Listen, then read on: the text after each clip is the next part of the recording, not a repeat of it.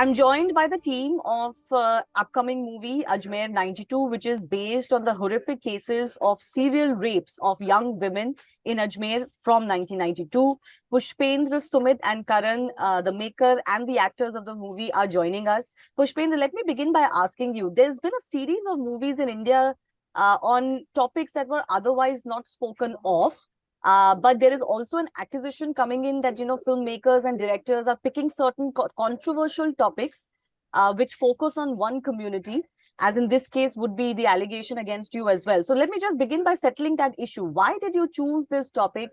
And why do you think, was the fact that more such movies are getting made like Kashmir Files or Hure had played any role in that, in picking this issue? No, actually, it's not a propaganda film. It's not not a political films. It's just a एक ऐसी सच्चाई जो कि लोगों को नहीं पता है because nobody knows about this truth. So मैं चाहता हूँ कि ये सच्चाई लोगों तक पहुंचे. That's why I made this film. Otherwise, I have no मतलब मुझे कुछ ऐसा नहीं था कि मैं फिल्म बनाऊंगा, प्रोपोगंडा होगा और पॉलिटिकल एंगल बनेंगे, कम्युनिटी को टारगेट करेंगे. Not like that. It's just a pain about that these girls जिनके साथ ये हुआ और रेप एंड जो उन्होंने दैट टाइम को क्या डिफिकल्टीज फेस करनी पड़ी for a justice. Still some women are fighting for justice. So लोग फिल्म देखें और उनके सपोर्ट में खड़े हों और उनको जस्टिस मिले. यही मेरा एक एम था इस फिल्म को बनाने का. तो आपको पर्टिकुलरली इस स्टोरी में ऐसा क्या दिखा या क्या मिला जो आपको लगता, जो जिससे आपको लगा कि इसके ऊपर पूरी एक फिल्म बननी चाहिए? सबसे बड़ी बात कि ये बात किसी को पता नहीं है. ये सबसे बड़ी सच्चाई है कि इसके बारे में किसी को नहीं पता है और ये कोई छोटी बात नहीं है. ये बात सच है कि रेप चाहे किसी एक लड़की का हो या 250 लड़कियों का, गलत तो गलत है. बट किसी को पता ही नहीं इसके बारे में. लोगों को पता चलना चाहिए. जब मुझे पता चला तो मेरा पहला थॉट यही था कि लोगों को इस बारे में पता चलना चाहिए कि हमारे देश में वाकई इतना बड़ा स्कैंडल हुआ है. It's a big scandal. ठीक है. Nobody know about this scandal. So क्यों ना हम लोगों को बताएं कि ऐसी फिल्म मतलब ऐसी बातें हुई हैं. एंड सेकंड थिंग कि उन लड़कियों को जस्टिस मिले जो इसके लिए स्टिल फाइट कर रही है. जी सुमित, आपसे मैं पूछना चाहती हूँ, ये बहुत वुमेन सेंट्रिक मूवी है और वुमेन क्राइम्स को हाईलाइट करती है, और ऐसा क्राइम जो ऑलमोस्ट अनइमेजिनेबल है कि इतनी सारी लड़कियों का over a period of time rape होता है, सेक्सुअल असॉल्ट होता है. और इस केस की बहुत एक बहुत ही ज्यादा हॉरिफिक जो डिटेल ये है कि agencies, law enforcement agencies, police, सबको पता था कि ये चीज हो रही है और उनकी जानकारी के बिना हो भी नहीं सकता इतने टाइम तक. तो आप क्या मानती हैं कि क्या सोसाइटी में ऐसी स्टोरीज के बारे में ओपनली बात करने से लोग अभी भी डरते हैं, क्योंकि जैसे मैंने पहले पूछा कि किसी एक कम्युनिटी को टारगेट किया जा रहा है, ऐसा ना लगे, या लोग सोचते हैं कि एक कम्युनिटी प्रोफाइल ना हो जाए, इसलिए लोग बात नहीं करते? Why is it that nobody talks about, और एज पुष्पेंद्र सिंह, लोगों को पता ही नहीं है इस केस के बारे में? इतना बड़ा केस हो गया इंडिया में और लोगों को पता नहीं है, ऐसा क्यों? जैसा कि सर ने बोला, मुझे भी नहीं पता था जब मुझे पता चला इस बारे में तो। और मेरी फ्रेंड्स फैमिली किसी को भी नहीं पता था इस बारे में कि 1990 क्या हुआ था, क्योंकि लोग इस बारे में बात करना पसंद ही नहीं करते, बात ही नहीं करते हैं इस बारे में। दबा के रखी गई हैं चीजों को जो कि बाहर आनी चाहिए। और हमारे देश को पता होना चाहिए कि 1992 में क्या हुआ था और क्या चल रहा था, 86 से चल रहा था। तो उन सबको पता होना चाहिए इस बारे में। तो एज आई सेड कि मुझे भी नहीं पता था इस बारे में। Karan, were you also aware of the story or not aware? And how did you feel when this subject was brought to you? As Pushpendra is saying, he felt this story needs to be told. लेकिन आपका क्या reaction था? Actually ma'am I didn't know about the story. जब sir ने मुझे explain किया और narration दिया प्रोजेक्ट के लिए तो मैं बहुत एक्साइटेड हुआ कि ऐसा कुछ है. मतलब इतना इतना बड़ा केस है, एज यू नो, मतलब इतनी बड़ी चीज हम तक हमें पता ही नहीं है. तो I have discussed with my family and friend, उनको भी नहीं पता कि ऐसा कुछ यहाँ चल रहा है, ऐसा कुछ है। तो मैं कंटेंट सुनने के बाद मैं बहुत एक्साइटेड था कि मेरे को ये कंटेंट करना है और ये प्रोजेक्ट करना है। देन स्टोरी के बाद एक मेरे से डिफरेंट पर्सनालिटी का कैरेक्टर मुझे प्ले करना था, एक रिपोर्टर का। तो उसके लिए वर्कशॉप एंड ऑल सब ने बहुत हेल्प किया, टीम ने हेल्प किया। देन ये प्रोजेक्ट किया। करण एंड सुमित, मैं आप दोनों से पूछना चाहती हूँ, एज एक्टर्स इस तरह की स्टोरी के लिए आपने कुछ रिसर्च करी होगी, बैकग्राउंडर समझा होगा, तो आपको इस केस के बारे में अगर आप एज अ मूवी अगर आप टीज करें दर्शकों को, तो क्या वो चीज है जो आपको लगता है कि सबसे ज्यादा इम्पोर्टेंट है इस स्टोरी की, जो आपको पता चली as part of this movie और जो आप दर्शकों को भी दिखाना चाहते हो? उपेंद्र सर बहुत आप पता चला था, इनसे पता चला स्टोरी के बारे में कैसे क्या है। बट हाँ, करते समय तो इतना पता था कि 250 लड़कियों के साथ ऐसा ऐसा हुआ है और ये जस्टिस उनको मिला नहीं है। बट ड्यूरिंग द टाइम ये पता चला कि पूरे अजमेर ने वो चीजें फेस करी है और वहाँ लड़कियों के साथ साथ वो फैमिली भी स्ट्रगल कर रही थी। सभी फैमिली वो स्ट्रगल कर रही थी जिनके साथ ये हो रहा था। कुछ पावरफुल लोग थे लेकिन वो भी कुछ नहीं कर पा रहे थे इस केस को लेके, क्योंकि उनको एज यू नो डेट कि कहाँ से सपोर्ट था। ये तभी आज तक इसकी कोई बात नहीं करता है। तो यही सब कुछ हमें ड्यूरिंग द शूट पता चला कि बहुत बड़ी चीज है जो अजमेर में चल रही है और लड़कियां बैक टू बैक सुसाइड कर रही हैं। और जब उन्होंने कंप्लेंट करी तो आई थिंक कुछ 28 to 30 फैमिली रातों रात गायब कर दी गई थी उनके स्टेटमेंट से पहले, कोर्ट में जब उनको बुलाया गया था। तो ये कुछ चीजें सरप्राइजिंग है। Pushpendra, you want to add something? Actually मतलब बहुत से ऐसे इंसिडेंट्स उस टाइम पे जो हुए थे, because I think 7 to 10 years Hindu लड़कियों की शादी नहीं हुई है अजमेर में। ये बात भी लोगों को नहीं पता था। और मतलब बहुत सी ऐसी चीजें हुई, और अभी इसको कम्युनिटी को टारगेट करने वाली बात नहीं है। फॉर एग्जाम्पल कि अगर कोई महेश, श्याम और राम अगर कोई गुनाह करे तो अ, लोग बोलते हैं हिंदू है। और अगर इस तरह से जो गुनाह कर रहे हैं उनकी अगर तादाद ज्यादा है तो फिर कम्युनिटी एंगल आ जाता है। तो फिर आप पर्टिकुलर एक एक नाम लेके नहीं बोल सकते। फिर यही होता है कि भाई हाँ, ये हिंदू है, ये मुसलमान है, यही बोला जाता है। ये तो लोगों के सोच पे डिपेंड करता है। बट हमने तो फिल्म बनाया इसलिए कि लोगों को जस्टिस मिले, उन लड़कियों को जिन्होंने ये आज तक उसके लिए फाइट भी कर रही है। I I think you have seen some video for that lady in recently. She said कि मुझे आज तक जस्टिस नहीं मिला। तो क्यों नहीं मिल रहा है? मतलब हमारा सिस्टम क्या है ऐसा कि आज सब कुछ डॉक्यूमेंट्स होने के बाद भी सारी चीजें हैं। हमारा सिस्टम हमें उस चीज के मतलब अगर हम सब किसी चीज को लेकर फाइट कर रहे हैं या इस चीज के फिल्म बनाते हैं तो बोलते हैं सिस्टम का अगेंस्ट बनाया या कम्युनिटी के अगेंस्ट बनाया। क्रिमिनल तो क्रिमिनल है ना, तो क्रिमिनल को सजा मिलनी चाहिए। बस राइट। यही कहना है। तो आपने कितना टाइम तक इसको रिसर्च किया, किस तरह से किया, क्या लोग खुल के आपके पास आए मुझे अपनी दो साल स्टोरीज का मुझे बताने दो के साल लिए? मुझे 2 साल का टाइम लगा। जब मैंने फर्स्ट टाइम, जब मेरे फ्रेंड है रिपोर्टर है, तो उन्होंने मुझे इस इंसिडेंट्स के बारे में बताया। देन उसके बाद मेरा 2 साल का पूरा रिसर्च रहा इसके ऊपर। एंड एक कैरेक्टर तो एक पत्रकार जिसने वो डेयरिंग थी उसके अंदर उस टाइम पे, बहुत सी चीजें प्रॉब्लम उसने फेस की। एंड फिर ऐसी लड़कियां अब सबसे बड़ी डिफिकल्टीज, और मतलब जब वो लड़कियां फाइट नहीं कर पा रही हैं जिनके पेरेंट्स हाई सोसाइटी, जब मतलब कोई लेफ्टिनेंट कर्नल था एंड कोई आईपीएस ऑफिसर है, कोई डॉक्टर है, कोई इंजीनियर है।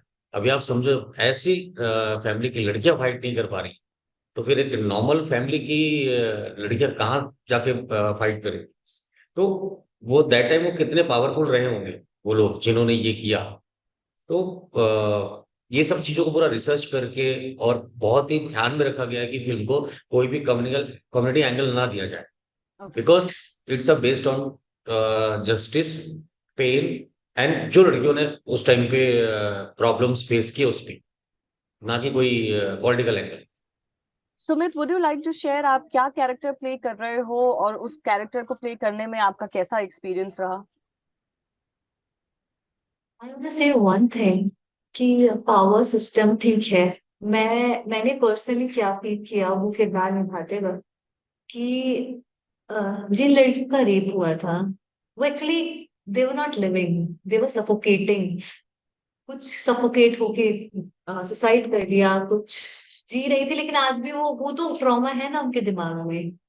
तो उनका तो पर्सपेक्टिव ही चेंज हो गया लाइफ को देखने। तो I personally felt their pain, their emotion कि घुट रही हैं। तो और उनकी फैमिलीज ने सपोर्ट नहीं किया, किसी ने किया किसी ने नहीं किया। तो मैंने उनके दर्द को महसूस किया है। और मुझे पर्सनली लगता है कि उनको जस्टिस मिलना चाहिए ताकि ये चीजें रिपीट भी ना हो। Absolutely. I think it's important to highlight such cases predominantly because it can help in ensuring that it doesn't happen again. But Pushpendra, I want to come back to the question I began with.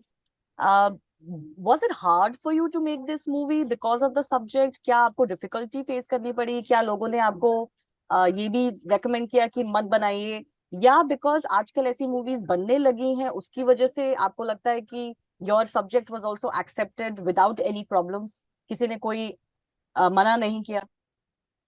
नहीं, actually difficulties आती है because सबसे first तो producers जल्दी agree नहीं करते this kind of movie के लिए, बिकॉज कि कल को क्या होगा, इन्वेस्टमेंट का रिटर्न आएगा नहीं आएगा, एंड देन प्रोड्यूसर को कन्विंस करना, एंड फिर एक्टर को कन्विंस करना, बिकॉज एक्टरों को भी अपना एक रेपुटेशन और एक ये है कि कल को मतलब हम ये कैरेक्टर प्ले करेंगे तो लोग हमारे बारे में क्या सोचेंगे, एंड देन उनको कन्विंस कन्विंस किया, एंड फाइनली शूट स्टार्ट किया। देन आफ्टर आफ्टर शूट मतलब ड्यूरिंग शूट अजमेर में प्रॉब्लम्स आई कि पहले तो मैंने वहां डिस्कस किया, लोगों से पूछा तो सबने बोला कि हमें आइडिया नहीं है कैसा कुछ हुआ था, एंड सुसाइड सीन शूट कर रहा था।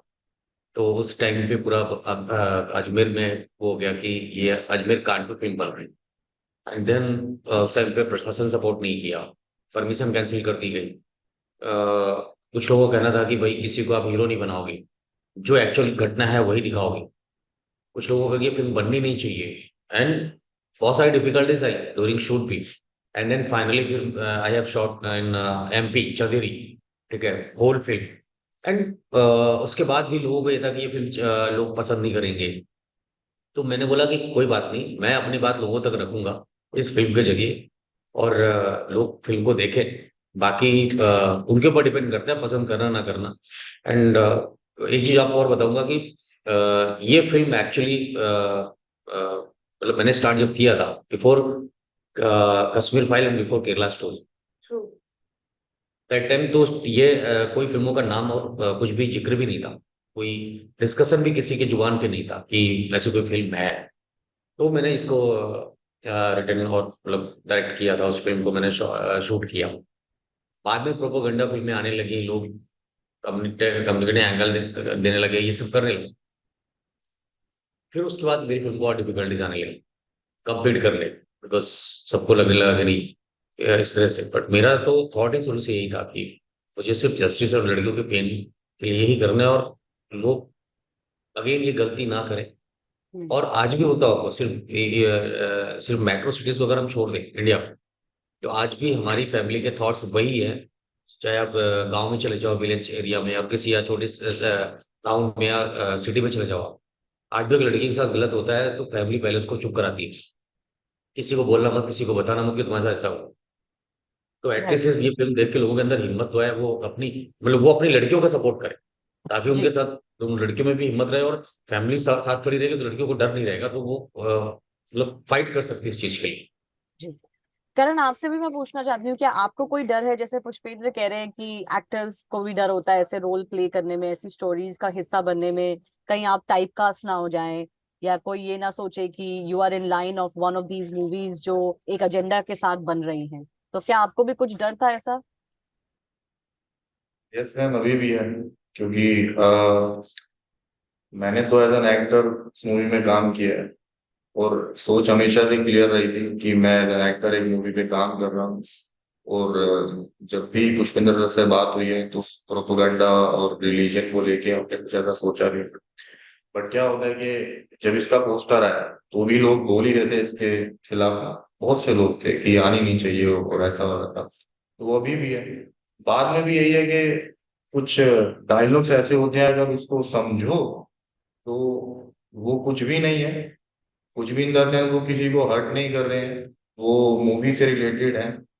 बट अभी सोचने और समझने को जो पोस्टर पे इतना कुछ हंगामा कर रहे थे, तो सोचने समझने को कुछ भी सोच समझते हैं, समझ सकते हैं। बस थोड़ा सा रहता ये है कि फर्स्ट मूवी है लीड एक्टर मेरी, तो बस थोड़ा सा वही डर होता है कि कुछ ऐसा गलत मैसेज ना चला जाए कि मुझे इंडस्ट्री में काम करने को कुछ ऐसा हो। बाकी इसके अलावा तो देखते हैं कि कैसा रिस्पॉन्स मिलता है, लोग कितना पसंद करते हैं। Okay Pushpendra, my final question to you, आपको कोई डर है कि रिलीज से पहले या रिलीज के बाद कोई दिक्कत आ सकती है because of the subject and the sensitivity of the subject in this case? क्या आपको कोई डर है? क्योंकि हमने देखा है कि कुछ मूवीज के ऊपर प्रोटेस्ट भी हुए हैं, मूवीज को उतार भी दिया है थिएटर से, अभी एक मूवी के सर्टिफिकेशन पे भी इशू हुआ है, आपको कोई डर है? ये डर तो है। डर इस बात का नहीं है कि मूवी उतारेंगे या कुछ ऐसा। बाकी दूसरी चीजों का है डर की इश्यूज बना के और ये इस तरह से प्रोटेस्ट करना बिना मतलब, जिसका कोई वो नहीं है। बट ठीक है, उसके जवाब, उसका भी जवाब है हमारे पास, उसका जवाब हम देंगे कि कोई गलत चीज हमने बनाई नहीं, गलत दिखाया नहीं। तो आई थिंक, हालांकि मुझे जहां तक लगता है फिल्म देखने के बाद शायद लोग इस तरह से रिएक्ट ना करें जिस जो बाकी फिल्मों के लिए कर रहे थे वो।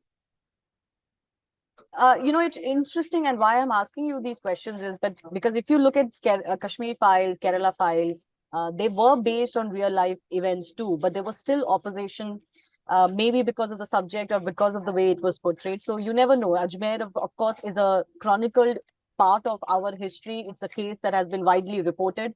So maybe people will not object, but like I said, you never know. There were other movies that were made on chronicled history as well. Sumit, my final question to you as well. What will your message be to audiences before the release of the film? मुझे लगता है एक artist जनता तक अपनी बात पहुंचाने का जरिया होता है। तो आई फील लकी कि मैंने ये गीता सिंह का रोल प्ले किया, लड़कियों का दर्द समझा और ये आगे कन्वे कर रही हूँ बात, ताकि चीजें रिपीट ना हो और उन लड़कियों के दर्द को लोग समझें और फिल्म को देखने जाए। और मैं यही कहना चाहूंगी कि गलत के भागीदार ना बने। अगर गलत होता दिख रहा है तो प्लीज स्टैंड लीजिए उस चीज के लिए। और हमारी फैमिलीज ये शायद ये फिल्म देखने के बाद भी अपने बच्चों का सपोर्ट करें, उनकी बातें सुने, लड़कियों की स्पेशली, ना कि उनकी पढ़ाई छुड़वा के उनकी शादियां करवा दें। तो बस ये कहूँ। All right. Thank you so much, Pushpendra, Sumit, and Karan. All the very best for your movie, and thanks a lot for talking to us. Thank you. Thank you.